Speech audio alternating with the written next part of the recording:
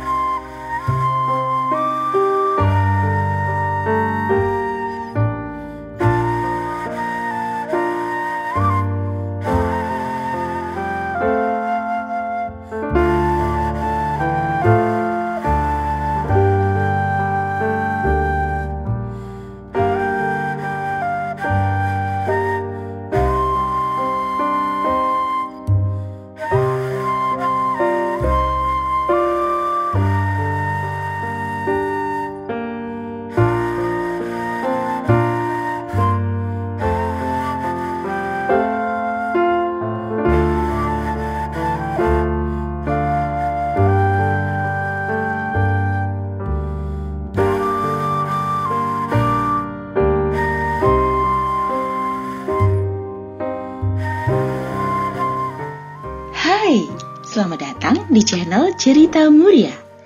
Jangan lupa subscribe dulu ya. Terima kasih dan selamat menonton.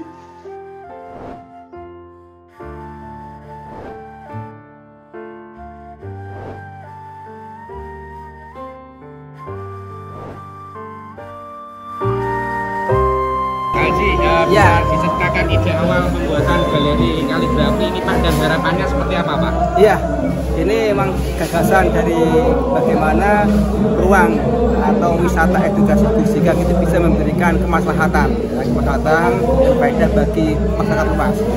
Nah, ini kan di Kota Kudus. Kota Kudus lahir banyak potensi-potensi santri, khususnya di bidang kaligrafi. Nah, ternyata banyak potensi yang belum digali dan kita kepingin untuk mengekspor, untuk mengekspos mereka ke kancah yang lebih luas. Nah, yang kami siapkan ini sudah ada 6 seniman kaligrafi yang sudah bertingkat nasional dan internasional, minimal di tingkat ASEAN. Ada 6 kaligrafer asli Kudus. Itu nanti bisa dilihat prestasinya dan itu bisa dipertanggungjawabkan. Dan mereka 6 nama ini sudah langganan juri di MTQ bidang font.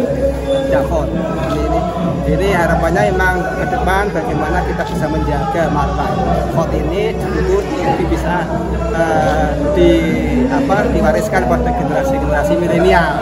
Tidak hanya pandai di bidang-bidang seni-seni yang lain, tapi gudangnya Kudus seni kaligrafi ini terus diupayakan bangkit dan lebih mendunia lagi. Kalau beberapa waktu lalu ada beberapa penghargaan dari Muni Pak ya terkait dengan Museum Benang. Betul. Nah, jadi gimana Pak ide awal dengan mencetuskan museum ini Pak? Iya. Galeri ini. Alhamdulillah tepat 1 bulan yang lalu 22 September 2022 kami mendapatkan penghargaan rekor muri ya, untuk museumnya.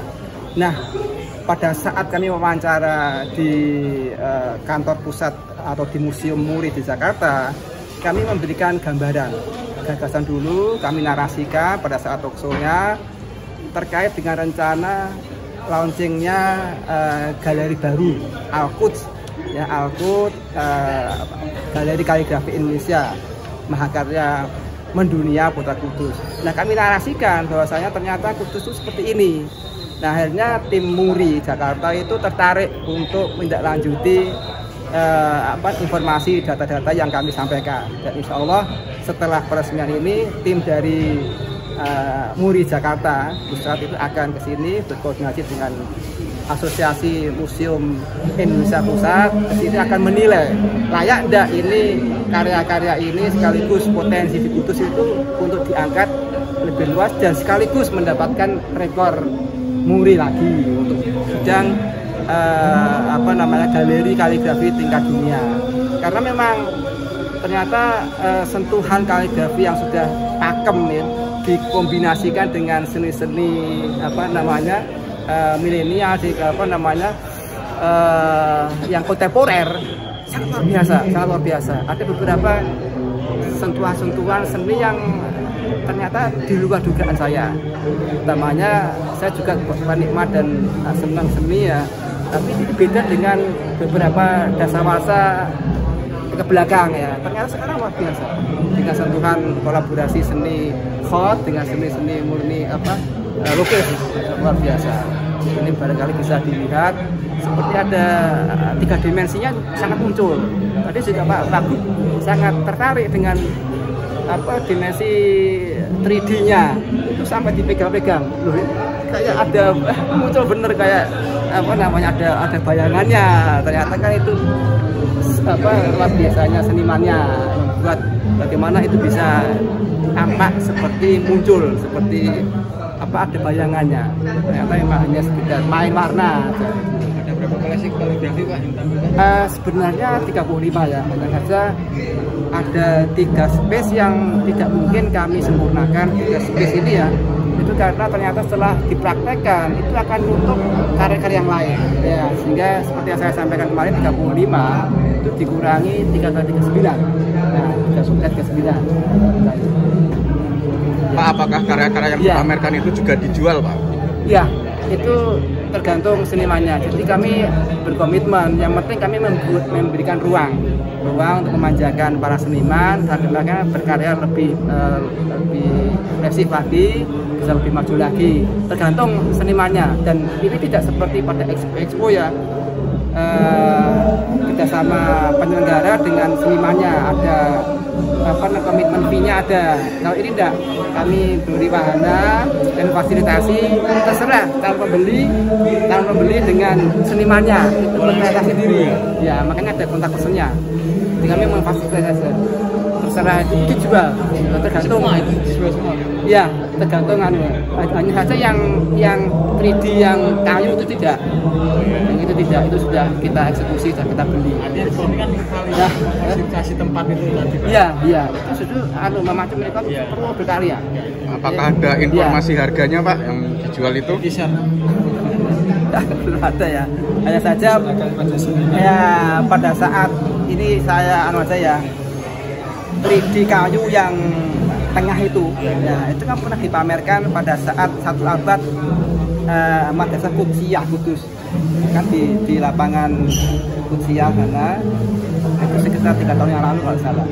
Itu labelnya itu 1M, labelnya 1M. Nah, terus begitu ini akan buka, saya ingat itu dulu itu siapa ya mengeksekusi ya, saya cari informasi ternyata memang asli kurang Kudus dan belum terjual, belum terbeli ya lain. Akhirnya kami melakukan negosiasi. Alhamdulillah karena teman sendiri, saya juga pengurus Paku ya, Paku seniman Paguyuban Seniman Kudus. Saya sebagai pembinanya. Hanya ada nego bisa di bawah 100 juta. Berapa Pak harganya? Itu masih rahasia. Dari 1M loh, dari 1M loh bisa di bawah 100 juta. Iya.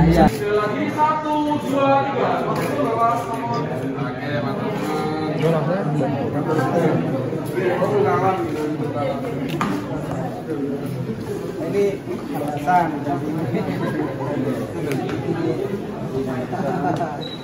Ya, ini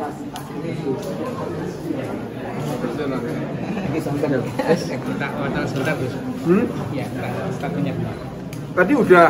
Ya nih yang terkait dengan galeri kaligrafi tadi untuk pelestarian budaya ini ke depan akan seperti apa harapannya? Ya tentu harapan saya akan dikembangkan lagi ya. Jadi ini bukan hanya bicara tentang galeri, tapi lebih dari itu bahwa ingin, apalagi tadi di depan ada Asmaul Husna. Asmaul Husna itu juga mengingatkan bagaimana kita nanti menjalani hidup di tengah-tengah masyarakat, membawa kebaikan kepada masyarakat, dan tentu kita sebagai umat Islam, sebagai warga Indonesia tunjukkan bahwa nilai-nilai keagamaan itu muncul di setiap sendi-sendi kehidupan masyarakat bernegara di Indonesia ini. Bukan hanya Muslim saja, tetapi semua agama juga harus ikut menunjukkan itu sehingga Indonesia ini menjadi rujukan.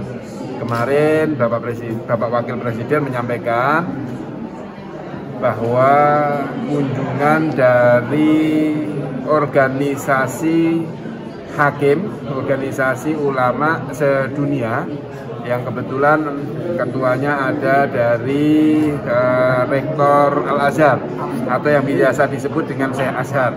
Itu berkunjung ke Indonesia dan anggotanya memang ada dari Indonesia, termasuk beliau Habib Quraish Shihab.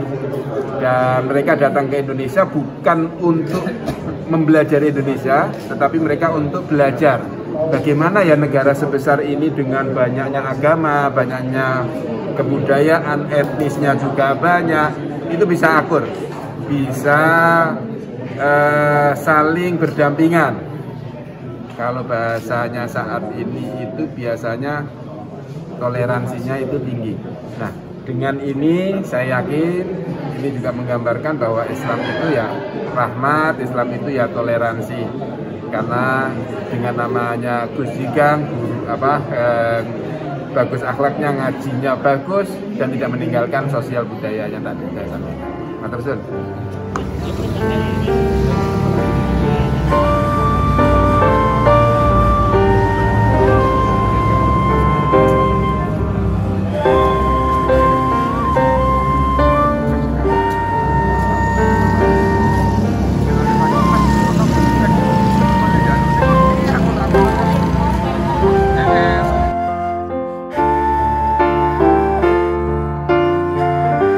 Terima kasih sudah menonton video ini. Jangan lupa subscribe channel kami ya, biar kamu gak ketinggalan cerita-cerita menarik dari kami.